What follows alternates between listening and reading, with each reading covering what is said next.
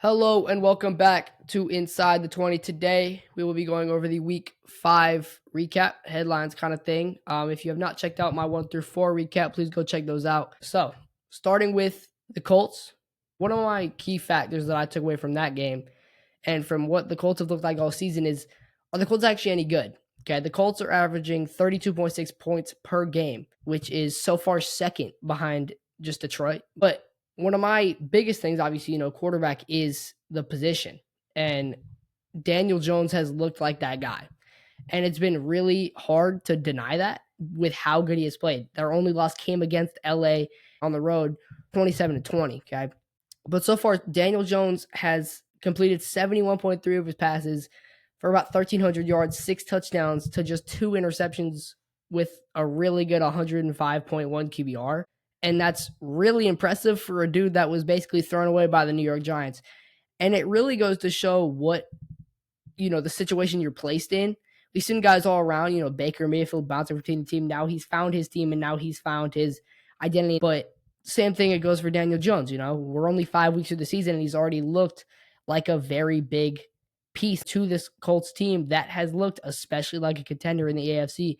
And then to the other point of that offense, Jonathan Taylor, who's having a breakout season so far, looking his best since his 2021 campaign where he rushed for 1,800 yards and 12 touchdowns. He leads the NFL in carries, yards, and touchdowns in all of those rushing categories, which is absolutely astounding for a dude that we didn't know if he was going to be any good this year, if he had fallen off with all the injuries that he battled over the course of his career so far.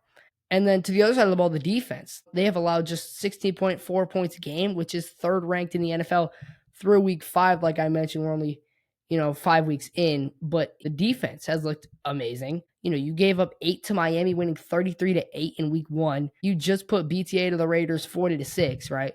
And I get you had that one game, 28 to the Broncos, who are a very good football team, right? What are they, 3-2-ish? Then 27 to the Rams, and you lose by 1 score. They're looking great. That's nothing bad. These teams that you're playing, you're consistently performing on every side of the ball, and your team is looking great. Daniel Jones, especially the Colts just in general, they're looking their best since their Andrew Luck era, like 2012, 2013, when they were in their prime. And I know that the Colts are 100% a contender in the AFC. Them and the Jags are looking the best in the AFC South. And it's weird to say the AFC South without mentioning the Texans. And we've seen how they've been so far this year, but they're looking really good and they're looking like a contender. They're looking like a strong, well-rounded team, which is what they are. And it's crazy. I'm saying that with Daniel Jones as their QB, but that's the reality we live in with this team going through week 5. And then heading to my next one. Is Rico Dowdle the new running back 1 in Carolina? We saw Chuba Hubbard go down with a calf injury a couple weeks ago, and Dowdle has looked great. He just had his first start since he went down where he rushed for 203 yards on 23 carries and a touchdown. Now, before this game, Dowdle had only 62 combined rushing yards with a touchdown while sitting behind Chuba Hubbard. So still like decent secondary numbers behind a very good guy. But after this game, I think Rico Dowdle is the number 1. Okay, his recent performance has 100% made him a player to watch, and especially fantasy-wise, y'all should be looking out for that guy. But he in my mind is the clear-cut number 1. I don't see any reason why. He should be getting another start next week, I believe, because I do believe Hubbard will be out another 1 or 2 weeks. I think he is listed as questionable, but I could be wrong. But in my opinion, Dowdle is the number 1 in Carolina.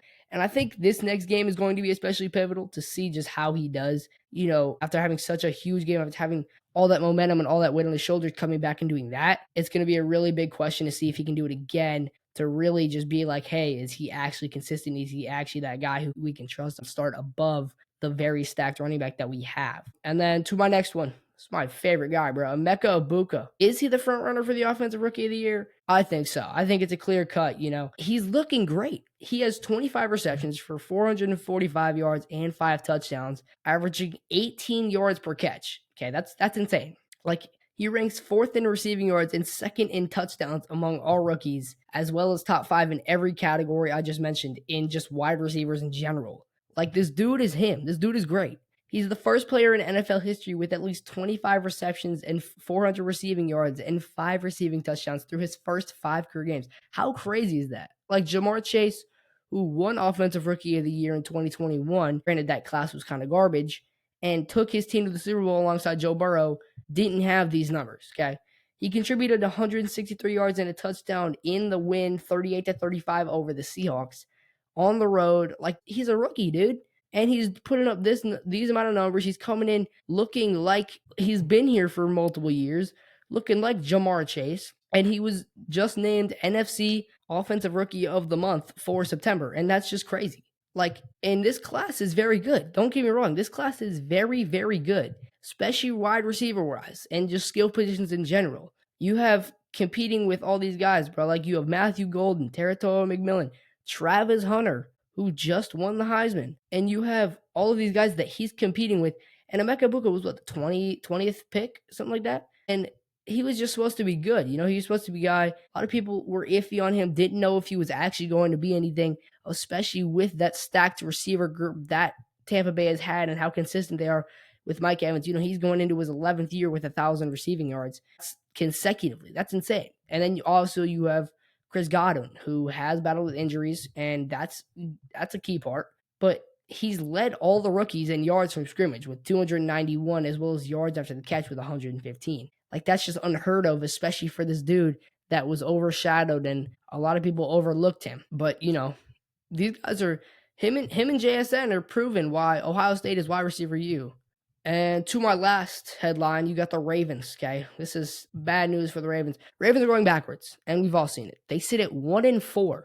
1-4. They just gave up 37 points to the Chiefs, and then a week later gave up 44 to the Texans, okay? You allow CJ Stroud to throw 4 touchdowns. You can't be doing that. The Ravens losing 44-10 to the Texans marked their worst home defeat in franchise history, and the 1-4 record is their worst start since 2015. The Ravens defense, you know, who has been amazing, who we have seen has delivered and been great in years past, allowed points on all 8 of Houston's offensive possessions. That's another level of bad. You know, you go maybe 4, 5, but, you know, then eventually there's a punt. There's always a punt. You know, that's built into the game of football. But on all 8 of Houston's offensive possessions, that's another level. And as I mentioned, CJ Stroud, he threw for 4 touchdowns as well as 244 yards. And going into the break, they were up 24-3.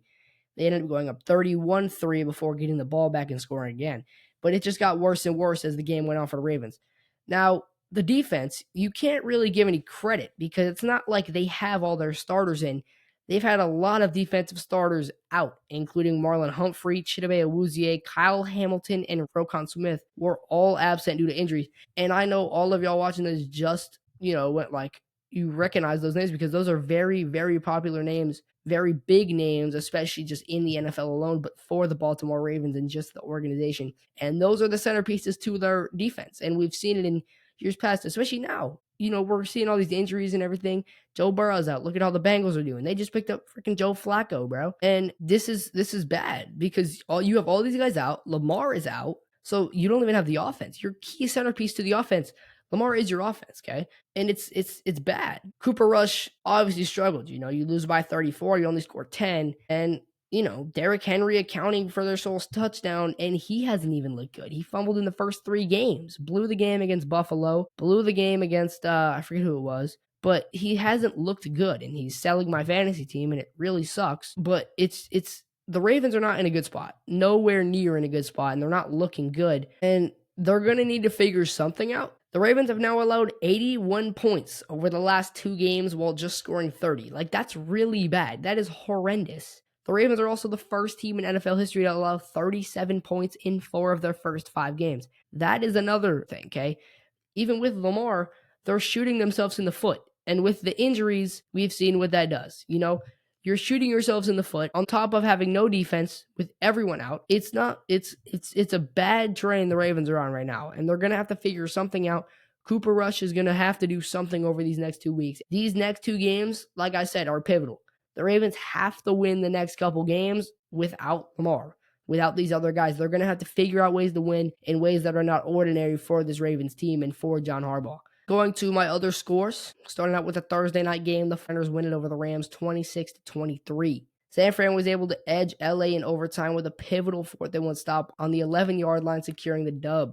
Despite the early struggles, the Rams' offense surged, but self-inclined errors and conservative decisions costed them the game. To Denver, we have the upset of the week. The Broncos get the win 21-17 on the road against Philly. Denver overcame a 14-point deficit in the 4th quarter to defeat the Eagles, with Nick Bonnet's 2.5 sacks, including their defensive effort. Philadelphia's offense faltered late, with questionable officiating decisions added to their woes. To the game I just talked about, Texans win it 44-10 over the Ravens. Houston dominated Baltimore with a balanced offensive attack and starchy defense, limiting Baltimore to just 10 points. Houston's performance showcased their potential, especially against these good teams like I mentioned. The Saints win it 26-14 over the Giants. New Orleans secured a comfortable victory, as well as their first victory over New York and Jackson Dart. With their defense stifling the Giants' offense, the Saints' balanced attack and timely plays ensured the win. To Indianapolis, the Colts win it 40-6 over the Raiders. Indianapolis overwhelmed Las Vegas with a high-scoring offense and a defense that kept the Raiders' offense in check, while the Colts' performance highlighted their dominance. To Seattle, the Bucs win it in a shootout, 38-35. Tampa Bay outlasted Seattle in a high-scoring affair, with both offenses showcasing explosive plays, while the Buccaneers' timely scored drives proved decisive. To Arizona. Now, this game was one of the games that I thought was going to suck. I feel like we all did. Titans-Cardinals, like nobody's watching that. But it actually was like a decently good game. And shout out to Cam Ward for getting his first win. Cam Ward, y'all 1-4. So y'all still got a long way to go, but good job. Tennessee capitalized on Arizona's mistakes, including a bizarre fumble recovery touchdown to secure a narrow dub. The Cardinals' self-inflicted errors overshadowed their early lead. To LA, game that I thought was going to be better was not better. Commanders win it 27-10 over LA. Washington dominated Los Angeles with a balanced offensive performance and a defense that stifled the Chargers' attack. The Commanders' comprehensive effort led to the convincing win. To Cincy, my Bengals suck again. The Lions get it 37-24 over Cincinnati. Detroit's offense surged past the Bengals, with Jared Goff connecting with multiple receivers for touchdowns, while the Bengals' defense struggled to contain the Lions' aerial assault. To Sunday Night Football. This one I put over my other game for the upset of the week. This one probably was one of the best games, I would say, top 3.